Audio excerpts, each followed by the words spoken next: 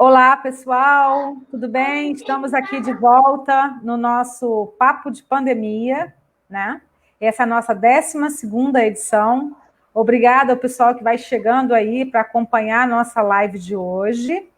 Eu queria agradecer também aqui, né, para quem está toda semana aí acompanhando a gente no Papo de Pandemia. Meu nome é Rosane Macedo, eu sou jornalista, empreendedora, consultora em comunicação e sou editora do portal Vida e Ação.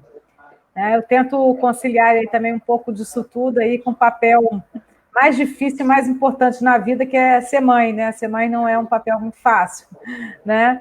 Enfim, eu sou mãe da Maria Clara, a Clarinha, que já nos ajuda, inclusive. Opa! Tem um ruído aí. Bom, tem criança aí na área. Eu sou mãe da Clarinha, como eu estou falando, como eu estava dizendo aqui, né? Eu sou a Clarinha está com 14 anos agora, ela nos ajuda aqui no nosso Papo de Pandemia, fazendo as nossas artes, enfim.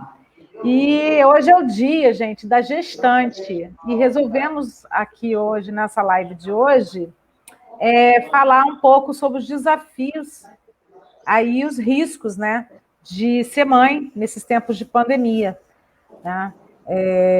A gente queria também tratar aqui dos cuidados que as gestantes devem ter, né, durante essa fase, que é uma fase tão delicada e tão difícil. Eu não sei se o pessoal está conseguindo acessar aqui a live, porque eu não estou conseguindo saber. Eu queria algum feedback de alguém que estiver entrando na live para nos dizer se está tudo ok, porque eu estou achando que as pessoas não estão conseguindo entrar na live.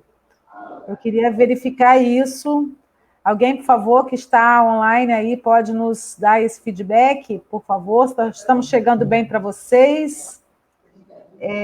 Como a gente teve um pequeno atraso aqui para entrar, eu não sei se as pessoas estão conseguindo ouvir a gente e eu queria saber se está tudo ok. Bom, eu acho que sim, eu acho que agora sim, talvez há um pequeno delay aí sempre na entrada, né, das lives, costuma acontecer isso mesmo. O pessoal vai chegando aí aos poucos e vai participando da live. Espero que quem puder, por favor, entrar aqui e dizer se está chegando bem para vocês a nossa imagem, né, de nós três aqui, e se está tudo ok.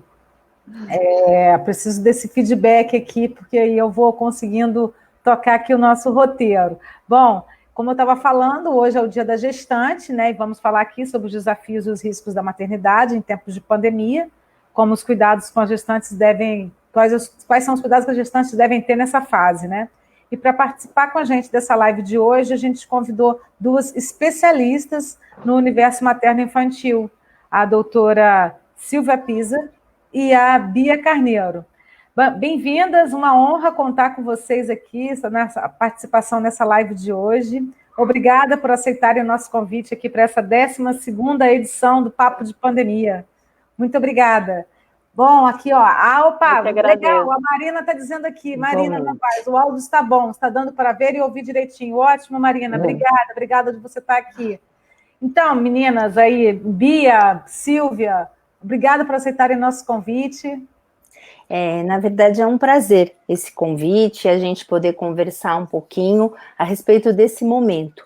Questões da maternidade já são sedutoras, acho que para todas nós, né? E poder falar um pouquinho nessa fase da vida, assim, bem especial, né? É um prazer, eu agradeço o convite. Ótimo. Eu também agradeço o convite, é um prazer enorme estar aqui hoje, compartilhando um pouquinho, né, da minha experiência como mãe profissional, atendendo mulheres e crianças, e acho que a gente vai ter uma conversa bem gostosa aí nessa manhã. Sim, até porque muita gente depois também não consegue acompanhar a live na hora, entra depois e aí a nossa live fica disponível, né, no nosso YouTube, fica disponível também depois também no nosso Instagram. Quem não puder acompanhar a gente nessa manhã linda de sábado, pode acompanhar depois aí assistindo a nossa live, né, que vai estar disponível no nosso Facebook, no nosso YouTube e no nosso Instagram. Bom, vamos começar aqui. Eu queria agradecer aí quem for chegando para acompanhar a live. Peço que compartilhe, né? Quem puder compartilhar esse link aí, convidar outras pessoas, principalmente as mães, as futuras mamães, as mães de primeira viagem, mães de segunda, terceira, ou quarta, ou quinta viagem, que estão aí envolvendo aí momentos de aflição nesse período da pandemia, né, sem saber muito bem, com algumas dúvidas, com algumas questões. A gente espera que hoje, com a participação dessas duas aí especialistas nesse tema maternidade, nos ajudarem aqui a responder as principais dúvidas nesse momento complicado que a gente está vivendo. Imagina para as mulheres que estão aí, né, grávidas, esperando seus bebês. Participem também aqui, enviando suas dúvidas, perguntas, deixem aqui no chat para a gente, vamos tentar responder ao longo desse bate-papo aqui, a gente vai conversando e respondendo a todo mundo. Bom, o papo de pandemia, eu queria explicar aqui, introduzir antes da gente entrar na nossa conversa, eu queria explicar o que é o nosso papo de pandemia, né? Na verdade, ele é um projeto do site Vida e Ação, né? Do nosso portal Vida e Ação, e a gente criou esse projeto em junho desse ano, quando o portal estava fazendo 4 anos. Né? O objetivo da gente, Bia, a doutora Silvia, geralmente realmente nos aproximar mais do nosso público, poder tirar dúvidas, poder conversar com as pessoas de uma maneira mais simples, mais leve, mais descontraída, principalmente nesse período aí de enfrentamento da pandemia do novo coronavírus, né? Muita gente dentro de casa, tendo que se reinventar aí, né, nas rotinas, enfim.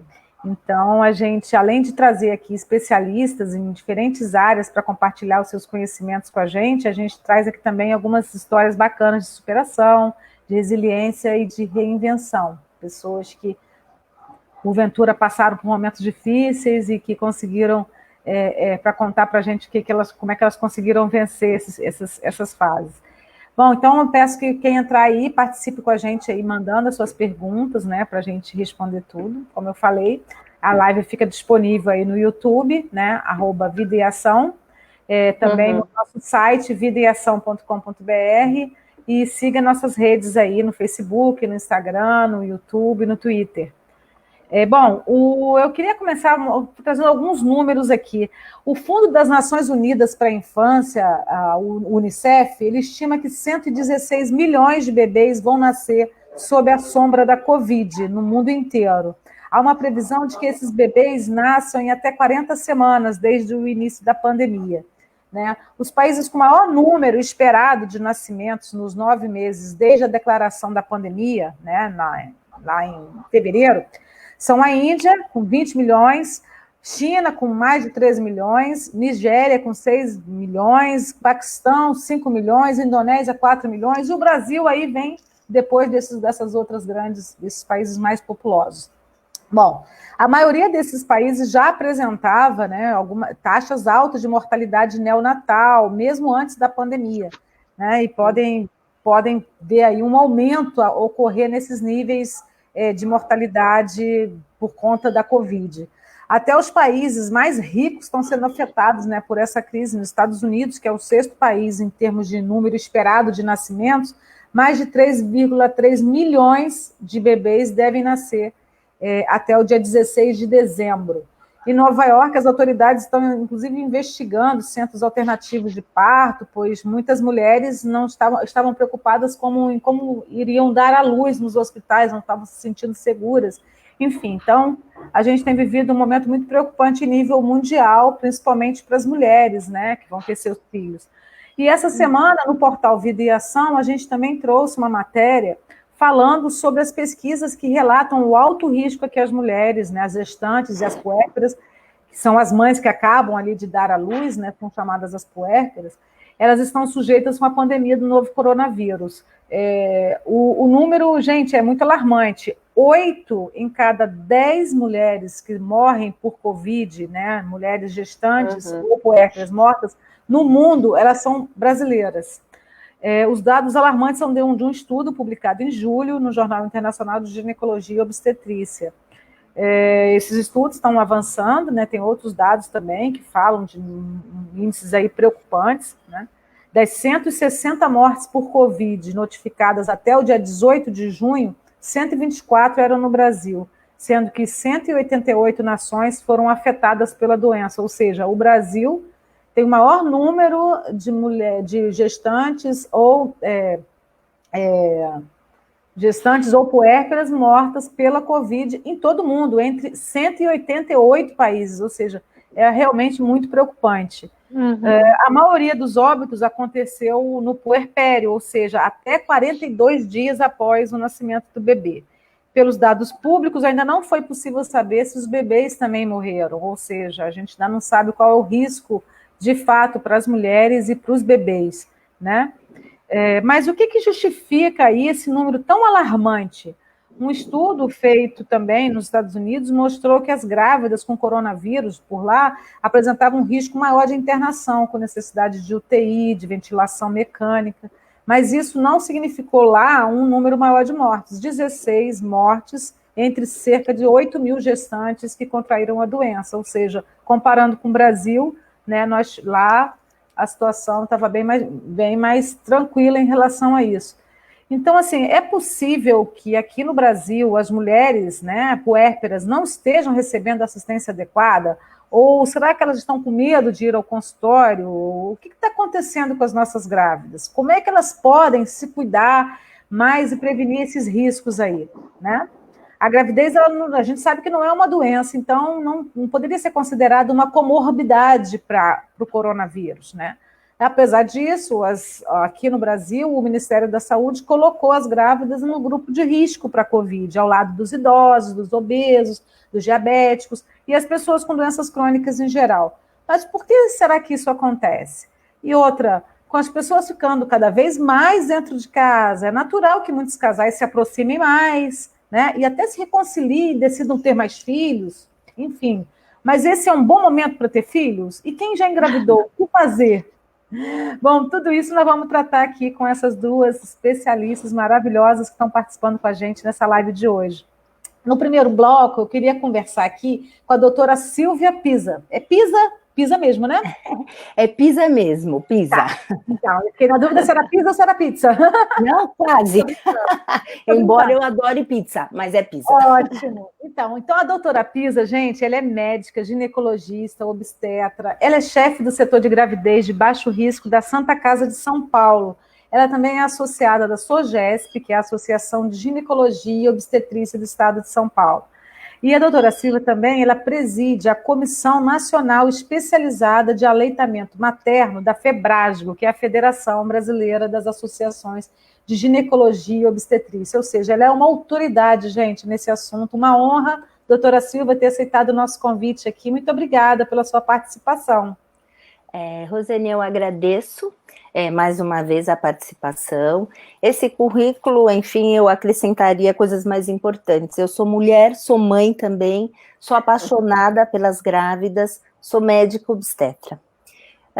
E eu não sei se você quer que eu já comece aí a introdução. Então, né? Pois é, eu queria te fazer uma pergunta, doutora Silva. Acabei de falar ali esses números aí, que são realmente alarmantes, né? A gente, infelizmente, começa a nossa live com números, assim, realmente difíceis, né? Muito ruim a gente estar falando sobre isso, mas por que, afinal, a senhora tem acompanhado esses estudos, né, no mundo todo, aqui no Brasil, por que a maioria das mães e puérperas, ou seja, aquelas mães que dão à luz até 42 dias após o nascimento dos bebês, elas que morrem pela Covid no mundo, elas são brasileiras. O que está acontecendo com as nossas mamães, doutora Silvia?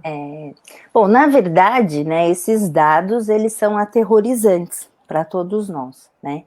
E a gente usa esses índices de mortalidade materna como índices que mostram a nossa qualidade de saúde no país, numa região. Os nossos índices no Brasil, eles já são altos. E a gente está muito aquém da meta que a gente pretende alcançar. Com essa história da pandemia... Meta de mortalidade neonatal? Materna. Né? Sim. A nossa meta, alguns anos atrás, era por esse índice reduzir em 50%. A gente tinha uma taxa de 70%, a gente deveria ter chegado a 35%, e a gente está na casa dos 60%. 60 mortes maternas por 100 mil nascidos vivos. Isso até o ano passado. Mas com esses dados que você colocou e que são públicos, né? Então, a gente já sabe que em 2020 a gente vai ter taxas muito maiores, infelizmente. Mas a importância da gente avaliar isso como número e não como pessoa, né? Porque cada mãe que morre para a gente é uma tragédia, né, para tudo, para a sociedade, para o médico, para a família, para o obstetra. A importância é porque isso é um indicador sensível da assistência de saúde no país. Então, se a gente está perdendo muitas mães, né, seja no período da gravidez, seja no pós-parto, né, logo depois do nascimento ou até uma fase, é porque nós não estamos, como nação, cumprindo o nosso papel adequado de assistência, né? Tanto que você mesma já colocou dados que, em parte, respondem essas questões, né? Então, o Brasil, infelizmente, ele corresponde, ele participa com 77, quase 80 morte materna registrados por Covid no mundo. Então, esse estudo, que foi um estudo que, né, impactou demais na classe médica, e acho que em toda a sociedade, as pessoas que tiveram acesso, que leram, foi matéria de jornal, ele é aterrorizante. Por quê? Porque a gente tem, por exemplo, Estados Unidos, que tem uma taxa de mortalidade maior por Covid, pela doença. Ele, até a publicação do estudo, ele tinha 35 casos de morte materna. A gente tinha 124 registrados, mas já na casa dos 204 casos. É muito grave, né? E por que será que isso acontece? Claramente, esses números, essas taxas que a gente utiliza, elas servem para nos mostrar como está a nossa assistência. Eu atuo em rede pública, como você colocou, em rede privada também, em consultório, enfim. Como é que está o nosso serviço de saúde em relação às gestantes? E a impressão que a gente tem é que a gente está com um sistema de saúde muito falho ao atendimento dessas mulheres, né? Tanto que a gente tem esses números alarmantes. Por que será que isso acontece? É a nossa pergunta, né? A gente já tem uma taxa de mortalidade altíssima por Covid, as grávidas mais ainda. E esses estudos, eles têm direcionado e mostrado que o acompanhamento pré-natal, a assistência pré-natal é fundamental, é importantíssima. E o que a gente observa? No impacto da pandemia, muitos serviços priorizaram o atendimento de Covid, pelo impacto, e não direcionaram especificamente a gestantes, ao pré-natal. Então, esse foi um impacto inicial. Muitas pessoas também se sentiam inseguras e postergaram a procura ao atendimento, ao pré-natal, aquelas que achavam que não tinham riscos, né? Muitos profissionais também não estão tão habilitados em lidar com nós já não estávamos em lidar com a Covid, porque é uma situação nova. Covid em gestante, né? Então tem que ter uma integralidade no cuidado da saúde grande, porque a gestante, ela tem características próprias, e se a gente associa uma doença que a gente não conhece, a interação no conceito de integralidade, de cuidado com a saúde, ela tem que ser ampla, né? Não é só um médico intensivista ou obstetra, não, porque a gente está lidando com situações complexas, né? Uma mãe, um bebê, um feto, então, tudo isso, eu acho que acaba por contribuir com a nossa inexperiência e falha no atendimento dessas mulheres. Porque, embora a gente intuitivamente acha, a gravidez pode oferecer mais risco, as pacientes inicialmente não foram as grávidas colocadas com mais comorbidade para a doença Covid, mas recentemente foram. Mas a gente observa que, apesar dessas pacientes terem mais necessidade de atendimento e cuidados especiais, como você mesma colocou, nos outros países a mortalidade não é tão alta, né? Então, embora elas talvez tenham mais necessidades de cuidados, a mortalidade não é tão alta. E no nosso país é. Então, a nossa falha está aí, na assistência à saúde, né? Embora exista a mortalidade, a gravidade da doença, mas eu acho que a gente está um pouco aquém nessa assistência. Então, na verdade, é um problema que já existia, foi evidenciado agora na pandemia, né, doutora Silvia? Nós temos uma falha, uma deficiência muito grande no atendimento às mulheres, né, nessa fase da vida. Bom, na sua prática clínica, quer dizer, mas eu queria antes que a senhora explicasse o seguinte, por que as grávidas elas correm mais riscos? Ou somente aquelas que têm diabetes, pressão alta ou outras comorbidades é que devem ficar mais atentas? Queria que a senhora respondesse isso. Na verdade, a gente busca, né, do ponto de vista científico, que tem aí um delay de tempo para você comprovar uma verdade científica, a gente busca o maior risco para a gravidez na pessoa que tem Covid. Então, fazendo um raciocínio, o médico assim é meio técnico, o que ele pensa? Se eu tenho uma grávida e existe uma doença, será que essa doença ela vai piorar o estado da gravidez, da mãe, do bebê? E o inverso, será que a gravidez pode piorar a condição dessa doença? Esse é o raciocínio que a gente faz. Se a gente pensar intuitivamente, tudo aquilo que acontece na gravidez, que é um momento de transformação do corpo da mulher, né? Então, existe uma adaptação do organismo materno ao estado gravídico. Então, isso pode aumentar o risco, porque existem mudanças na circulação, na respiração, no coração, etc. Então, se essa mulher adquire uma doença, como, por exemplo, a Covid, você pode ter, claramente, uma chance de maior agravo, porque ela já tem um organismo modificado. E, do outro lado, né, a doença também pode interferir naquilo que deveria ocorrer aí ao longo da gravidez. Se a gente pensar nas comorbidades, porque diabetes, hipertensão, sobrepeso é comorbidade para agravamento da Covid. Se eu ajuntar uma grávida que tem diabetes, hipertensão e a gravidez, ela, intuitivamente a gente pensa, ela já tem muitos fatores de risco para maior agravo. Então, a grávida, agora, atualmente, ela é considerada como um grupo especial quando a gente pensa na Covid-19, né? Em relação à função de trabalho, né, ao resguardo e etc. Então, a gente deve ter um olhar, sim, diferenciado para a gestante, né? E também todos os cuidados durante a assistência pré-natal. Certo. Respondi? Sim, sim, sim. Agora, na sua prática clínica aí, o que mudou em relação às gestantes? Elas estão procurando mais os médicos ou não? Elas não estão procurando? Elas estão se cuidando realmente? Fazendo pré-natal direitinho, doutora? Na prática clínica, acho que a gente viveu momentos, né? Porque quando a gente fala nessa doença, é até importante a gente pontuar a época que a gente está falando, porque pode ser que amanhã saia outra informação, né? Então as coisas mudam muito. No momento inicial, até alguns serviços orientavam isso. Para a grávida com o risco habitual, é até ponderar a necessidade de exames e etc. e procura médica. Daí a gente viu que não, né?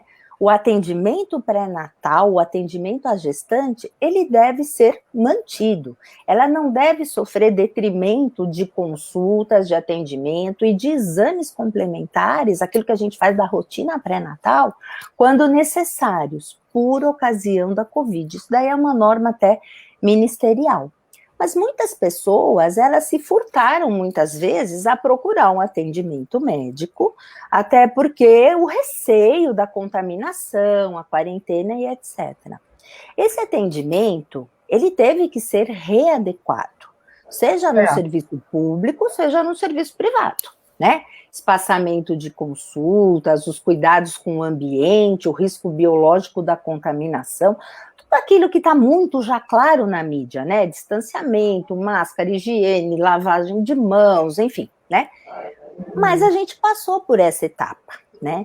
E eu acho que as grávidas, elas têm se cuidado, né? Quando a gente pensa em Brasil, né, na população, o que a gente vê é que, infelizmente, muitas pacientes não têm acesso adequado a atendimento médico, acompanhamento pré-natal, a orientação à distância. Então, isso, numa situação de pandemia, impacta no nosso resultado de mortalidade, né? Eu acho que é mais ou menos esse o caminho. Entendi, doutora Silva. Então, assim, infelizmente as mulheres, de certa forma, isso acaba lá no início da pandemia, a gente teve muito isso, né? As pessoas não procuravam uma unidade de saúde por medo de se contaminar. Isso também pode ter ocorrido com as grávidas, né? E talvez isso lá na frente, na hora que ela estiver na fase como do puerpério, isso pode influenciar, não é isso, doutora? Sim, tem muitas questões, né?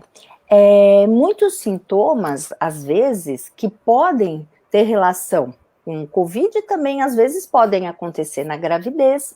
Então, às vezes, a procura ao atendimento médico é tardia, não no segmento pré-natal, mas diante de um quadro, né, de uma síndrome gripal, enfim. Muitas vezes, isso também talvez não seja tão valorizado. Quando essa paciente procura, a gente tem que pensar que muitos serviços que prestam assistência ao nascimento, ao parto, eles não são preparados para uma UTI, para os cuidados que a doença COVID, né, requer. E muitos médicos que tratam das gestantes, muitas vezes não são familiarizados com isso. E os intensivistas também não têm experiência na questão de gestante. Por isso que eu comecei falando que é necessário uma integração, né, de especialidades. Porque ninguém estava preparado, né, doutora Silvia? Essa é a verdade. Nós já tínhamos as nossas deficiências e a pandemia pegou todo mundo aí, né, na área de saúde. É muito complicado, né? A gente viveu uma situação de guerra, né? O que é mais importante? Então, muitos leitos ficaram destinados à Covid, em detrimento de leitos para gestantes. Tanto que esse estudo que foi citado, ele mostra, né? 22% de gestantes que precisavam de atendimento em UTI não tiveram, 36% não foram entubadas lá, que é aquele tratamento dos problemas pulmonares, né? Então, tudo isso impacta nessa taxa trágica aí de mortalidade materna. É terrível, terrível. Olha, a gente está entrando aqui uma pergunta que eu vou fazer agora para a senhora. Está entrando aqui, a Laísa Cunha está mandando aqui uma pergunta. Deixa eu ler aqui.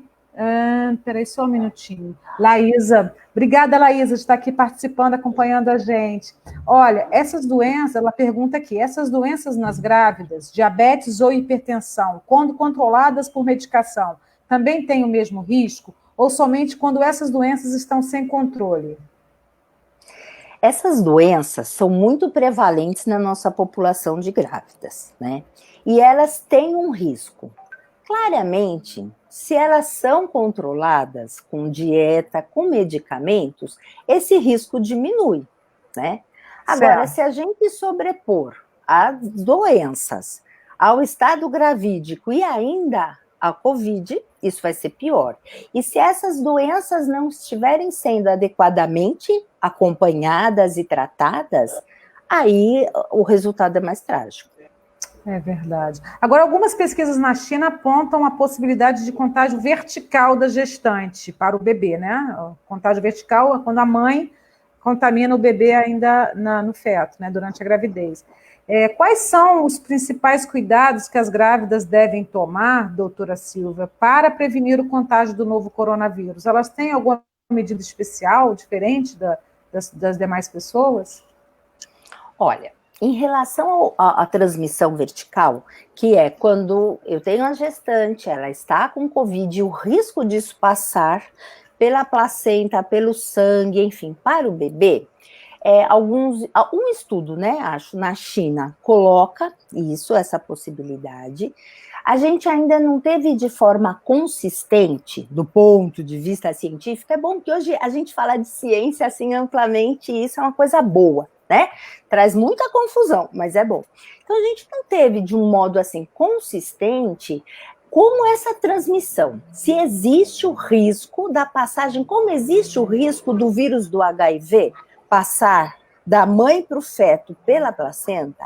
Para o Covid, a gente ainda não teve de forma evidente que isso acontece. Então, a gente acha que isso talvez aconteça numa porcentagem muito pequena, mas que a gente não pode falar nada, porque a gente ainda não sabe. Os casos de bebês que se contaminaram, existe uma dificuldade, tirando a China, existe uma dificuldade de a gente saber se essa contaminação foi dentro do útero ou se foi depois que o bebê nasceu, por contaminação da mãe que tem o Covid. Então, ainda não podemos dizer, não, tem a transmissão vertical. Isso ainda não dá para falar. Mas, claramente, a gestante que adquire o Covid, ela tem que ter cuidados, né? Cuidados com a própria saúde, porque também a gente tem que ter em mente o seguinte, se a mãe não estiver bem, o bebê não ficará, né? Então, ela tem que ter cuidados. Se ela tem o Covid, então ela tem que estar, depende do grau, se ela tem sintomas, se não tem sintomas, se tem que ser hospitalizada ou não. Mas ela tem que manter a quarentena, os bons hábitos alimentares, hidratação, os medicamentos, quando indicados, se indicados, eles devem ser totalmente realizados, os exames que muita gente se preocupa, posso fazer raio-x, posso fazer tomografia, estou grávida, se tiverem que ser feitos, eles devem ser feitos, né? E se a gente tem uma grávida... Só o médico vai poder dizer isso para ela, né, doutora? Cada caso é um caso, né? Cada caso é esperar um pouquinho, outros não. A indicação, né, desses exames, ela é médica, né? Daí a importância até de buscar assistência. Mas muita gente, às vezes, pensa, tô grávida, não posso fazer aquele raio-x, não posso... Não, se tiver que fazer, tem que fazer. Se tiver que tomar as medicações lá, os antirretrovirais, o corticoide, tudo isso aí que, né, a gente ouve tanto falar, se tiver que tomar, quando tiver a indicação, tem que tomar. Porque a mãe tem que ter essa consciência, ela tem que estar bem, para o seu bebê também estar bem, não tem outro caminho, né? Ela tem que ser tratada. Agora, os cuidados dela com ela própria são esses cuidados todos, de higiene, de quarentena, de boa alimentação, de controle, como foi perguntado aí, se ela tem outras doenças, diabetes, hipertensão, obesidade, controle adequado dessas doenças, porque isso diminui o risco dela. Certo. Aqui, a gente está aqui, a Ana Condeixa entrando aqui, que bacana a fala da médica, tá aqui. Obrigada. Parabenizando, né? E aqui também, falas esclarecedoras, da Tereza Tavares. Bacana, gente. Muito obrigada de estarem participando aqui com a gente. Olha, agora, a senhora acredita que o medo do contágio, né, do novo coronavírus, pode se refletir nos índices de natalidade no Brasil e no mundo mais à frente? Eu acho que sim, né? Porque a gente vive, todos nós vivemos aí momentos de incerteza e indecisão. Então, para aquele casal, para aquela pessoa que planeja uma gestação, claramente ela vai ter essa preocupação, né? Hoje em dia, os casais, as mulheres, elas planejam a gestação de acordo com tudo. É um momento de vida, é a carreira, é o apartamento que quer comprar, né? Então, e se a gente vive uma situação de incerteza dessa, eu acho que isso impacta, sim, vai impactar nas taxas de natalidade. Eu acho só que a gente tem que ter um cuidado quando a gente lida com isso, né? Por quê? Porque a gente tem aquele casal que planeja, que tá ok, e fala, não, vou esperar, ter vacina, acontecer alguma coisa, enfim. Mas a gente também tem aqueles outros casais que estão tratando a gravidez, dificuldade para engravidar, a idade chegando, e isso impacta na questão de engravidar, né? E aí se depara com essa pandemia, e aí a gente acaba tendo muita indecisão. Porque uma coisa é você aconselhar um casal de 25, 27 anos. Outra coisa é para você chegar a um casal que a mulher tem 37, 39 e fala, doutora, agora eu quero engravidar, né? O marido tem 50, e isso impacta muito na taxa de fertilidade desse casal também, no sucesso da gravidez. Então a gente tem que ter um equilíbrio em relação a isso, eu acho. Eu acho que o médico, a equipe de saúde, né, não é só o médico, a equipe de saúde, ela tem que fornecer tudo que a gente tem de conhecimento, e essa decisão vai ter que acabar sendo a decisão do casal, né? Desde que ele tenha todo o esclarecimento, e o que ele decidir, cabe a nós tentar ajudá-los a vencer essa etapa que eles resolveram aí, o caminho que eles resolveram traçar. Obrigada, doutora. Olha, vou trazer aqui para esse papo aqui a Bia Carneiro, gente. Olha, desculpa. Bom, se tiverem mais dúvidas aqui, a gente vai apresentando e depois a gente volta fazendo outras perguntas aqui para a doutora Silvia. Queria agora conversar um pouquinho com a Bia Carneiro. A Bia, ela é educadora perinatal, ela é fundadora da Mama Ama, que é uma iniciativa que divulga a Ayurveda e outras práticas integrativas de saúde para mulheres e crianças aqui no Rio de Janeiro. A Bia tem uma história de vida, gente, que representa de muitas brasileiras. Ela era uma executiva de sucesso num banco público e ela decidiu deixar a carreira promissora para se dedicar ao mundo materno, depois que ela se tornou mãe do Vicente. O Vicente hoje está com 5 anos. Bia é a idealizadora do projeto Mulheres que Inspiram, que leva informações a mulheres que já são mães, que querem voltar a ser mães, ou que são aspirantes, né, ao cargo mais difícil aí na vida de uma mulher. Bia, como é que foi que você decidiu que queria se dedicar a ajudar outras mães? Foi ainda na gravidez do Vicente? Como é que foi essa sua história? Então, obrigada mais uma vez pelo convite de estar participando aqui com vocês desse bate-papo. E estou muito feliz de estar aqui junto com vocês. Bom, essa história começou com o parto, acho, do meu filho, né, o nascimento do meu filho.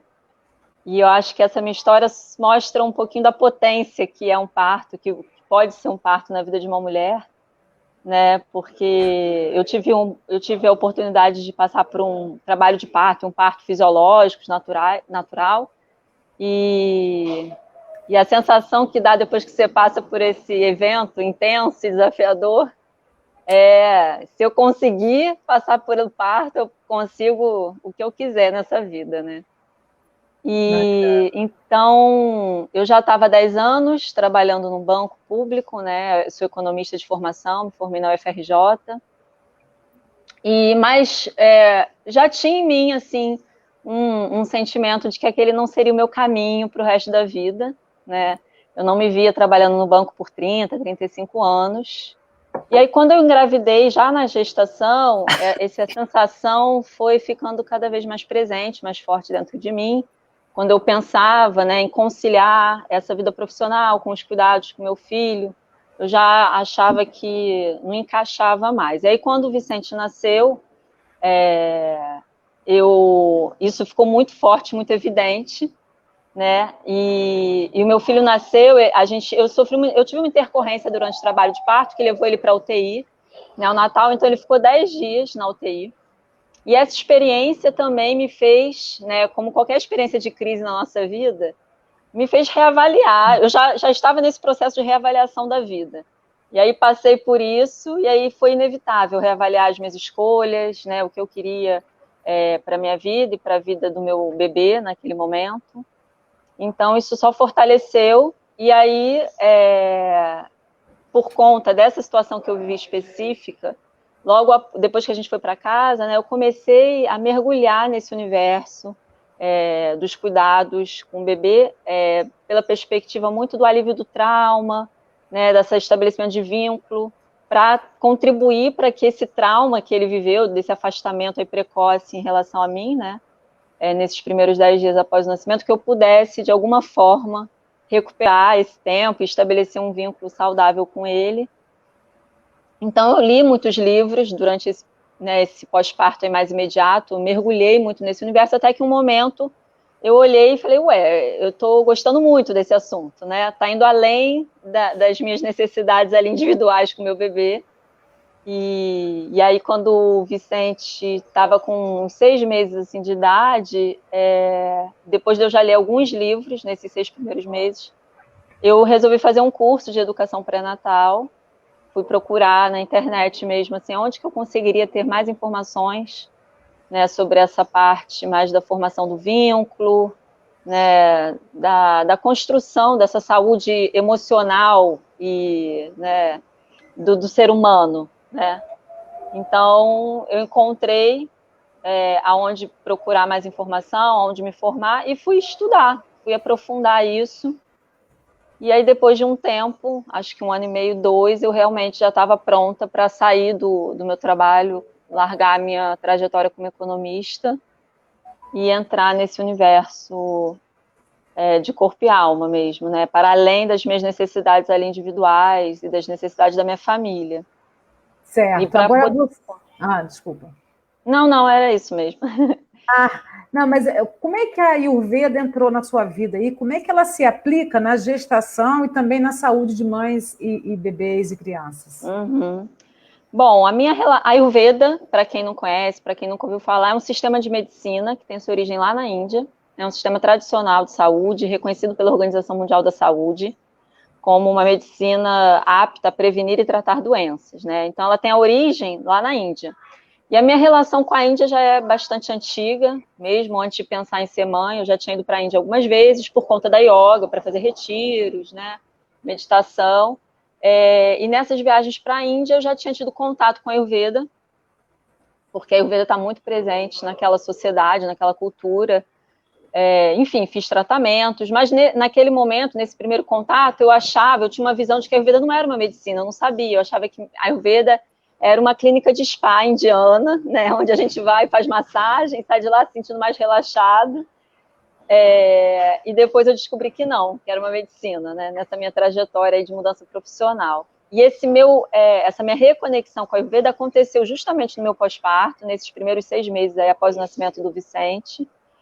Nesse curso que eu fui fazer de educação perinatal, uma das profissionais era uma parteira, uma enfermeira obstétrica, e ela tinha formação em Ayurveda, e ela compartilhando a história dela na aula, foi o que me reconectou com a Ayurveda, né? Aí eu lembro que no intervalo eu fui conversar com ela para aprofundar e saber onde ela tinha estudado Ayurveda no Brasil e tal. Então foi nesse momento, né, que eu resgatei a Ayurveda. E aí fui correr atrás também de estudar essa ciência médica aqui no Brasil. Depois fui para a Índia também para estudar lá, na fonte. E dentro da Ayurveda, o conhecimento da Ayurveda, ele está dividido em 8 ramos de estudo, né? E um deles é o relacionado à saúde da mulher e da criança, que em termos da medicina moderna seria ginecologia, obstetrícia, pediatria. Então, por que a Ayurveda coloca junto esses conhecimentos? Porque entende que a saúde da criança está diretamente vinculada à saúde da mãe. Desde o momento da concepção, né, e pelos primeiros anos de vida, durante toda a nossa infância, que na abordagem ayurvédica, a infância vai até mais ou menos 15, 16 anos de idade. Então, nesse intervalo de vida do ser humano, o papel da mãe é muito importante. Ela desempenha uma função muito importante na construção das bases da saúde física, mental e emocional do ser humano. Claro que essa importância vai diminuindo à medida que o tempo passa, então essa importância é muito grande na gestação, no pós-parto, e à medida que essa criança cresce, essa importância vai diminuindo e vai dando espaço para outros personagens, né? Mas a mãe tem a mulher tem um papel aí muito importante, né, pela perspectiva dessa medicina. Interessante. Respondi a sua pergunta? Sim, sim. Agora, outras práticas integrativas de saúde também podem auxiliar as futuras mamães, né, a manter aí o necessário equilíbrio durante essa fase da gestação. Óbvio que junto a todos os cuidados que são necessários, né, lá com seu médico, com seu ginecologista, com seu obstetra, né? Ainda mais nesse momento de tantas dúvidas aí do coronavírus, ou seja, há algumas práticas aí que elas contribuem para reduzir estresse, ansiedade, né? Imagina, todos nós estamos mais ansiosos, que dirá alguém que está esperando um bebê, gente.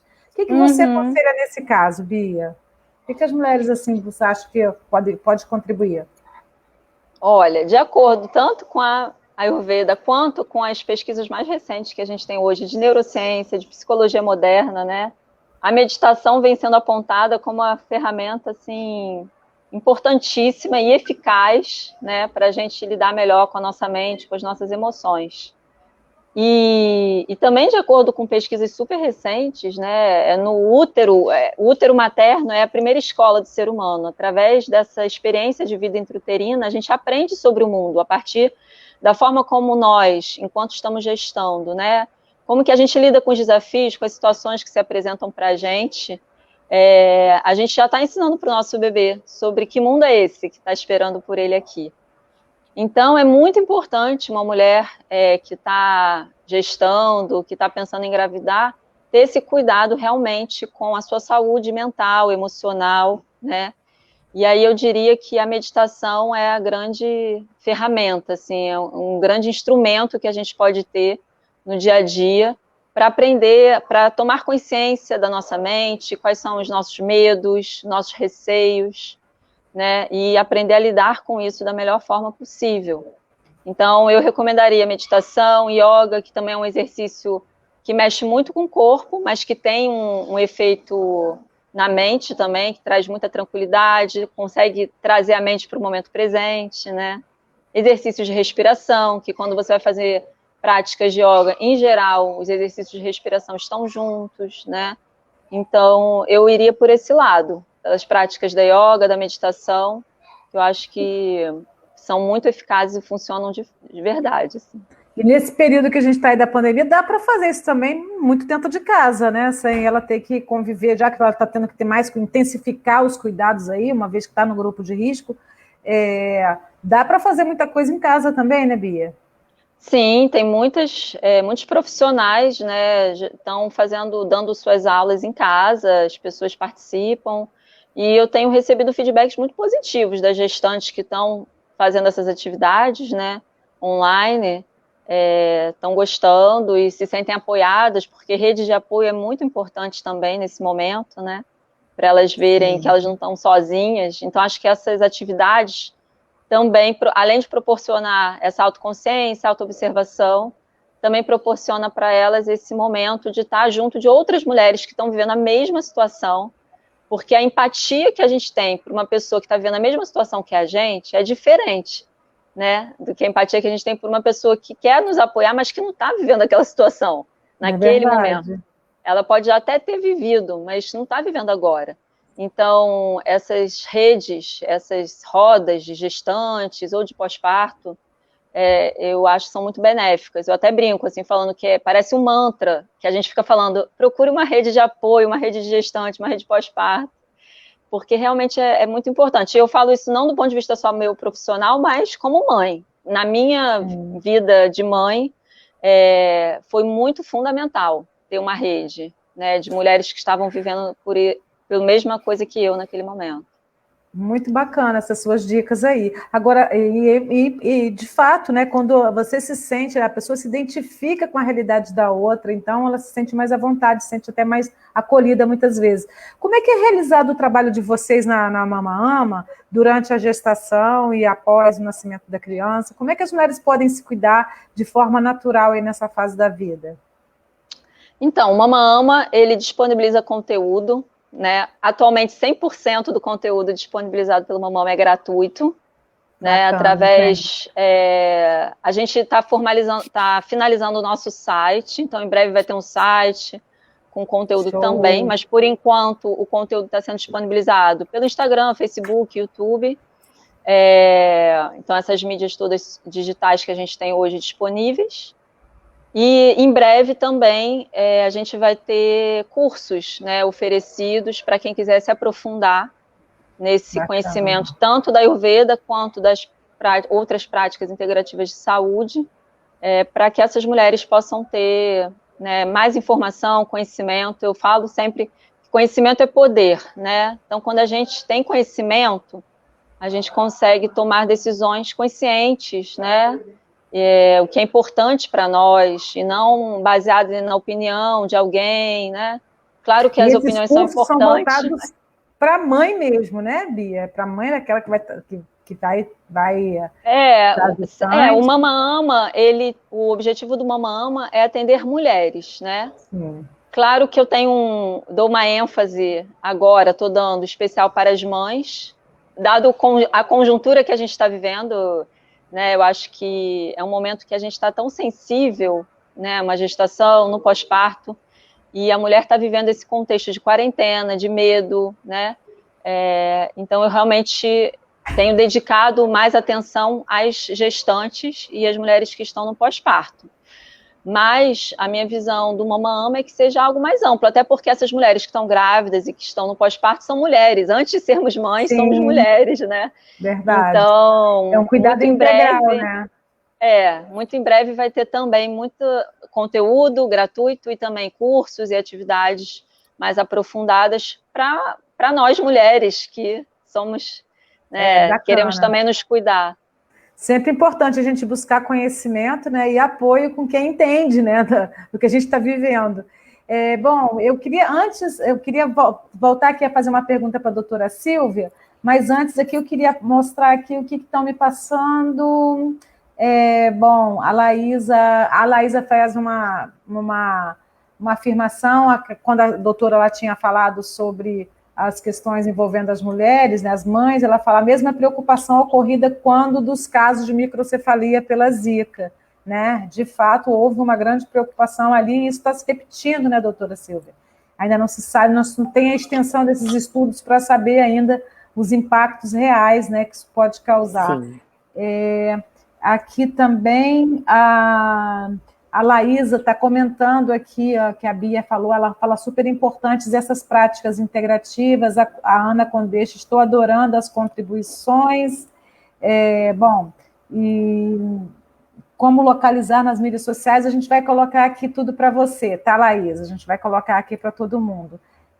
Se alguém puder colocando aqui, vamos passar logo para essa outra fase aqui das perguntas, que eu queria agora perguntar para a doutora Silvia, porque ela é especialista também em amamentação, e a gente está aí no Agosto Dourado, né, que é o mês dedicado ao incentivo à amamentação.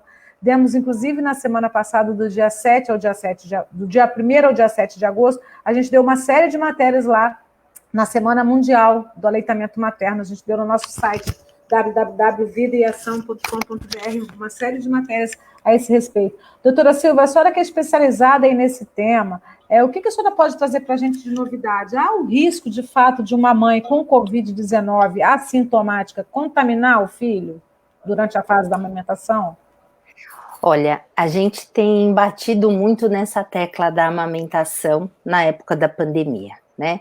Primeiro, fazer uma alusão a Agosto Dourado, que é a época que a gente celebra aí as questões do aleitamento materno aqui no nosso país, desde 2017, mas dizer que o leite materno é a forma mais eficaz, econômica, acessível de promoção de saúde, né, integral. Então, o que a Bia estava falando em relação à interferência da mãe desde o período da concepção na vida da criança, do ponto de vista de saúde, emocional, de formação, e se estende também à prática do aleitamento materno, né? A gente brinca e a gente fala assim, nós somos o que nós comemos, mas na verdade acho que a gente também é um pouco daquilo que a nossa mãe comeu, nos ofertou ao longo da vida. Então, amamentar, eu estou fazendo uma campanha aqui, claro, né, porque eu sou da comissão, mas é muito importante a gente não deixar isso passar. Explica, por favor, doutora Silva, a senhora é presidente da comissão, explica, por favor, para quem chegou depois. Na verdade, eu estou presidente. Trabalho dessa comissão.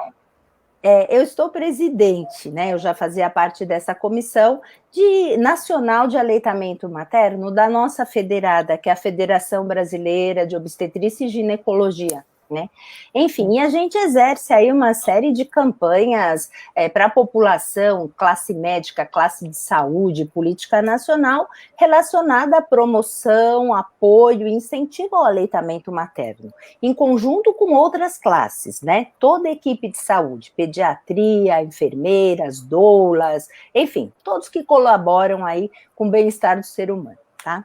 Mas voltando à questão do aleitamento materno, nesta fase de pandemia, né, o que a gente tem é que até o momento a gente não teve evidência de passagem de Covid ou do vírus, o SARS-CoV-2, pelo leite materno. Então, a gente não tem essa evidência e a nossa sociedade, o nosso ministério, a Sociedade de Pediatria, recomenda que se a paciente portadora da Covid, em boas condições, e sendo esclarecida em relação a todos os cuidados, riscos, claramente ela tem o poder de decisão, mas que se ela puder amamentar, o aleitamento é muito benéfico. Até porque pelo leite materno passam-se muitas coisas importantes para o recém-nascido. né? Outros, imunoglobulinas, interferência em todo o seu sistema imunológico ao longo da vida. Então, é até um fator de proteção contra outras doenças. Agora, a gente tem casos de crianças que são contaminadas logo que nascem pela doença, pelo vírus. Então, o que a gente não sabe é como essa contaminação aconteceu. Então, o aleitamento materno, ele deve ser mantido se essa mãe se sentir confortável em amamentar. Claro, se ela estiver em boas condições, não aquela doença, né, que está numa UTI, enfim, aí sem condições. Se ela quiser amamentar, a gente tem que ter o cuidado de orientar cuidados para essa paciente. Higienização das mãos, dos braços, unhas curtas, luvas, enfim, máscara, prender os cabelos. É o que a gente tem para essa fase, mas a gente deve orientar esses cuidados de higiene. Caso ela se sinta muito insegura na fase mais aguda da doença, esse leite pode ser ordenhado, de preferência até com uma extração manual, e ofertado para esse bebê por alguém que ela confie, que esteja bem, né, rígida, e que dê esse leite para que ela não perca a possibilidade do aleitamento materno, tão logo ela se restabeleça e melhore. Então, em relação às nossas recomendações, o aleitamento materno, ele deve ser mantido porque os benefícios, eles são muito maiores, né? Especialmente nessa fase. Esse risco, entendi. Bia, você poderia falar para as mães aí que têm medo de amamentar? Ainda há muitos mitos aí em torno desse assunto, né? As brasileiras estão amamentando mais, as mulheres estão mais interessadas em amamentar. Gente, eu amamentei minha filha até os 2 anos e pouco de idade.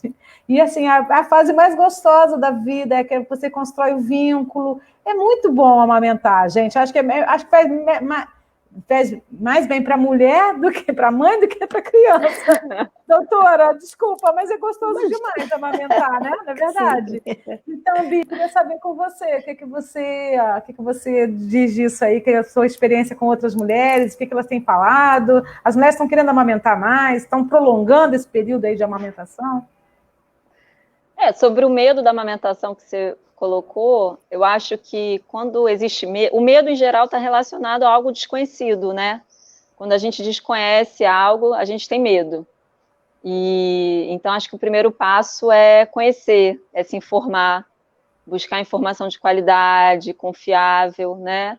Sobre amamentação, no caso, que a gente está falando aqui. Então, procurar profissionais atualizados, né? Que possam te dar esse apoio. Acho que é muito importante conversar com mulheres que já passaram por isso também, né, para tirar o bicho-papão. É verdade. E eu acho que apesar, hoje já se fala muito sobre isso, já tem muitas campanhas, né, eu sempre procuro levar também no Mama Ama esse tema, trazer profissionais que falem sobre isso, né, consultoras de amamentação, pediatras, amigos da amamentação.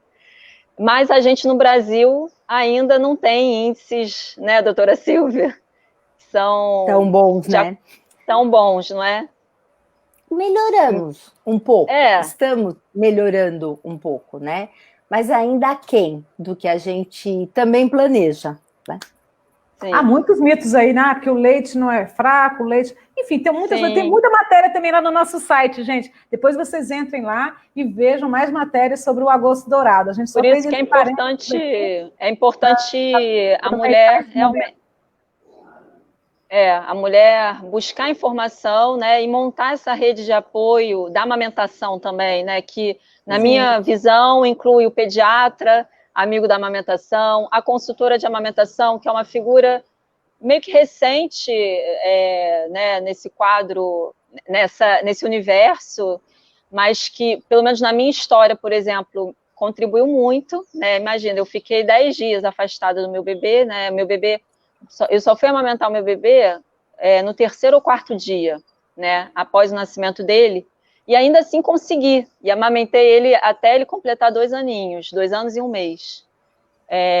Então, assim, amamentar não é fácil, pode ser desafiador, mas vale muito a pena. E eu acho que para você passar pelos desafios da amamentação, é muito importante você ter rede de apoio, né? Então, que na minha concepção inclui esse pediatra amigo da amamentação, a consultora da amamentação, o seu parceiro ou a sua parceira, né? Quem é que está vivendo essa jornada com você, mulheres do seu convívio que já tenham amamentado, e as rodas de pós-parto, né? Que são coordenadas em geral por pessoas capacitadas para dar esse apoio para a mulher. Então, acho que é isso, é por aí. Bem bacana. Aqui, ó, tem a Cláudia Rabelo. Ô, Cláudia, obrigada de estar aqui participando com a gente. A Cláudia está falando o seguinte, a filha dela, que é a Natália, gente, é minha prima, tá, gente? A minha filha amamenta ainda, o pediatra já liberou ela para parar, mas ela ainda não parou. Que ótimo, que bom, Natália, continue amamentando mesmo. A Diana merece. Legal, bacana, gente. Olha, eu queria agora perguntar para vocês duas, uma pergunta que vale para as duas, tá? O que vocês diriam hoje, nessa realidade que a gente vive hoje da Covid, para os casais que pretendem engravidar? É melhor aguardar a pandemia passar e termos uma vacina segura? Essa pergunta eu fiz também para o presidente do Conselho Regional de Medicina do Rio de Janeiro, Dr. Walter Palles, e vocês vão ver essa matéria ainda hoje no nosso site. Eu pergunto isso para ele, confiram depois também o que ele diz. Ele é ginecologista e obstetra. Agora eu queria saber o que a Bia, o que a doutora Silvia falariam sobre isso, né? Para quem hoje está pretendendo engravidar. O que a gente podia dizer para eles? A doutora Silvia até pontuou mais recentemente aí numa fala dela, dependendo do casal, né, doutora Silvia? Porque tem casais que já estão ali no limiar, ali, aquela fase mais complicada para engravidar. O que a senhora diria sobre isso? O que depois também a Bia falaria sobre esse assunto para os pais, os casais que estão aí assistindo, pensando se deve ou não devem engravidar nesse momento? Olha, tecnicamente, acho que diante de tudo que a gente falou aqui, parece que não é o melhor momento, né? Porque a gente tem esses índices de mortalidade altíssimos e ainda há muitas dúvidas relacionadas a isso, né? Mas é o que eu volto a falar. Eu acho que mais a gente aconselha, mas eu acho que mais importante é expor, o conhecimento para empoderar esses casais, para que eles decidam, né? Qual é o momento de vida deles, o risco que eles podem correr ou não, e colocar isso nessa balança, né? Se é um casal rígido, jovem, sem problemas, eu acho que me parece adequado aguardar um pouco. Mas a decisão é sempre do casal, desde que ele tenha todas as informações, né? Eu acho que o nosso papel é informar, é auxiliar, é apoiar e é ajudar a atravessar o caminho. Agora, quem, na verdade, decide isso... doutora, eu tenho 50 anos e quero engravidar, o que a senhora acha? Né? Então, eu tenho que expor. E a pessoa é que tem que resolver, e eu tenho que ajudá-la porque eu me dispus a isso quando resolvi atendê-la, né? Esse eu acho que é o nosso papel. Mas se alguém está muito tranquilo e planejou aguardar um pouco, se formar, isso e aquilo, então talvez, quem sabe, aguardar um pouquinho mais seja uma boa dica, né? Mas a decisão é sempre de quem vai passar por isso. Tá certo, doutora Silvia. E você, Bia, imagino que algumas mães devem perguntar nessa rede de apoio de vocês aí do Mama Ama, as mulheres devem ter mulheres nessa dúvida, né? Devo ou não devo agora? Eu estava querendo ou não estava querendo? Enfim, as pessoas estão com essa dúvida. Eu penso da mesma forma que a doutora Silvia, eu acho que é uma decisão muito íntima, né? Individual, da mulher, do casal também, mas claro que o peso maior é da mulher, porque é a gente que vai passar pela gestação, a gente vai passar pelo parto, né? Então, a mulher realmente se conectar e ver o que para ela faz sentido nesse momento. E eu acho que essa conexão consigo mesmo passa por observar o próprio medo, que aí é algo individual de cada um, né? Qualquer situação na nossa vida tem riscos e benefícios, vamos dizer assim. Então, a situação que a gente vive hoje, se para uma pessoa pode gerar muito medo, para outra pode não gerar tanto medo, né? Isso que a doutora Silvia falou, e considerar aí a história de vida de cada mulher, de cada casal, né? Então, acho isso importante e ter essa consciência Será que eu engravidar agora, nesse contexto que a gente está, isso vai me gerar muito estresse? Eu vou ficar com muito medo, né, ao longo da gestação, do parto, porque o estresse é algo muito sério também, né? Como que eu vou administrar isso internamente? Do ponto de vista das minhas emoções, da minha mente, né, essa questão que a gente está vivendo, porque a gestação é um momento que a gente já fica tão vulnerável, ainda mais numa primeira gestação, a gente já tem tantos medos inerentes ao processo, né? De como vai ser o parto, se vai estar tudo bem, será que eu vou produzir leite na quantidade adequada para o meu bebê? Já tem tantos fantasminhas na cabeça de uma mulher, em geral, né? E aí vem a pandemia, eu acho que é a cereja no bolo, vamos dizer assim, né? Mais um. Então, cabe a cada uma dessas mulheres e esses casais, né, olharem para si, cada um para dentro e ver. Eu consigo encarar essa, ou para mim é demais, né? E a partir disso fazer a escolha que eu concordo plenamente com a doutora Silvia, é muito individual. É verdade. Agora, gente, encerrando o nosso bate-papo de hoje, a última pergunta que eu tenho para vocês duas. Qual o mundo que vocês esperam que essa nova geração que vem por aí encontre? Doutora Silva, Bia? Olha, francamente, melhor. Eu acho que a gente passa dificuldades, perdas, medos, tudo. E se a gente não sair um pouco melhor ou diferente de tudo isso, não dá, né?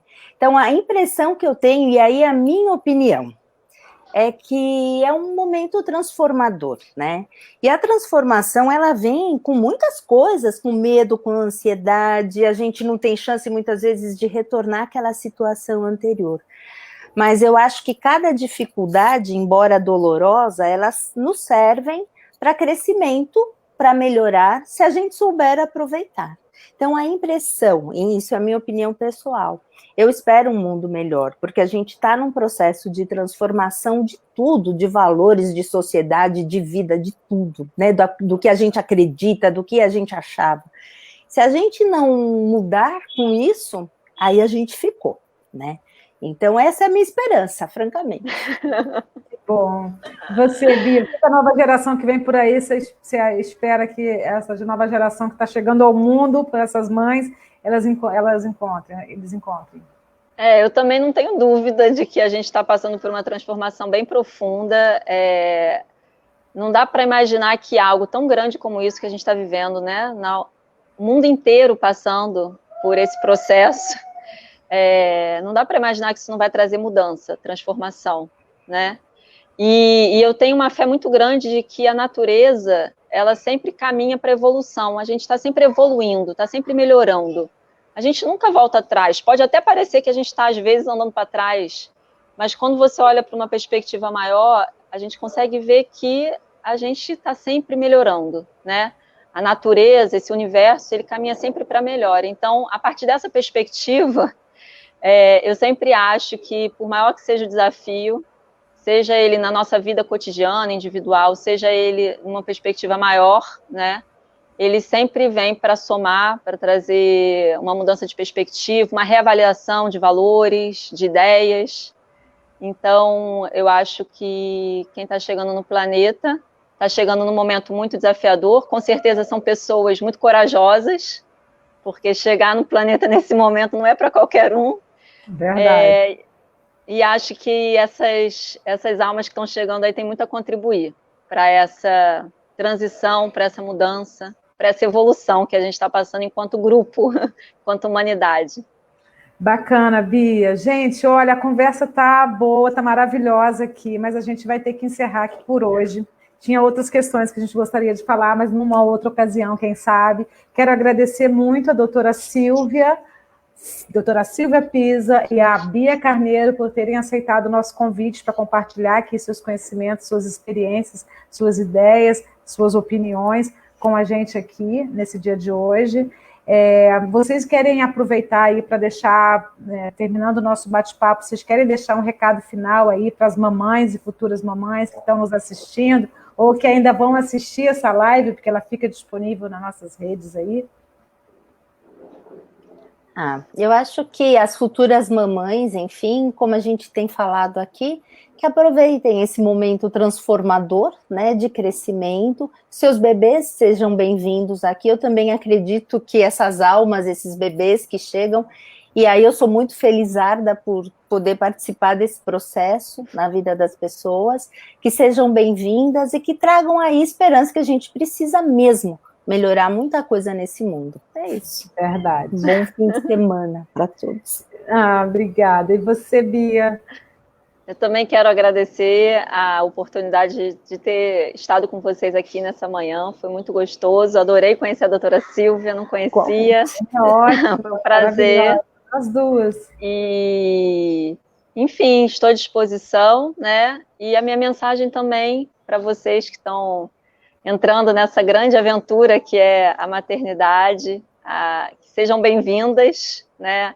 Acho que o bebê, a criança é um grande mestre, ensina muita coisa para a gente, de como a gente pode lidar melhor, né, com os grandes desafios da vida. A maternidade mostra isso assim na pele. Então, a única certeza que a gente tem ao virar mãe é que a gente vai melhorar muito, né? A gente vai progredir, evoluir muito, assim, numa velocidade muito maior do que se a gente não tivesse embarcado nessa aventura. Então, o momento é desafiador, com certeza, mas com apoio fica mais fácil.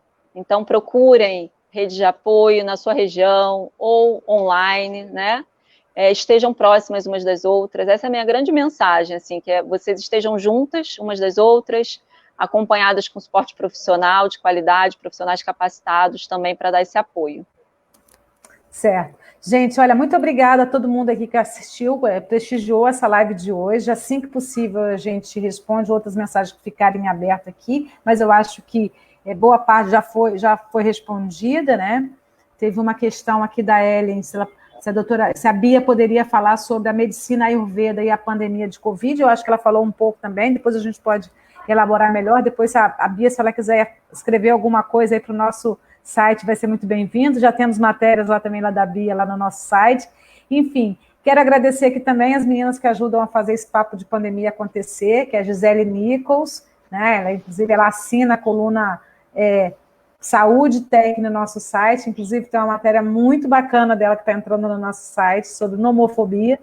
E a Luciana Lage, que é uma querida que ajuda a gente aqui, inclusive foi nossa convidada aqui num bate-papo, se tornou nossa colaboradora, e ela escreve semanalmente a agenda positiva, né, trazendo vários assuntos aí para a gente. Quero agradecer as duas especialmente, porque elas têm colaborado muito para o site, para essa fase do site, enfim, para esse projeto do Papo de Pandemia. Lembrando que o Papo de Pandemia, gente, ele é transmitido no Facebook, no YouTube, e também a gente sobe lá no IGTV do Instagram. Em breve a gente vai anunciar para vocês nas nossas redes os convidados da nossa próxima edição e o tema, né, do nosso próximo Papo de Pandemia. Acompanhe então a gente no www.vidaeação.com.br, sem o tio, né, e sem a cedilha. Siga nossas redes no Facebook, no Instagram, no YouTube, no Twitter, @vidaeação.com.br. No Facebook é @portal Vida e Ação. E você também pode colaborar deixando sua sugestão para a gente aqui no chat mesmo, ou pelo nosso e-mail, papodepandemia@vidaeação.com.br. E lembre-se, gente, sempre que possível, fique em casa. Até o prefeito do Rio aqui já desistiu aí da ideia de criar um aplicativo para agendar os quadradinhos na praia. Gente, vamos segurar a onda, pode vir uma segunda onda por aí, vamos nos preparar, não vamos abusar, né, gente?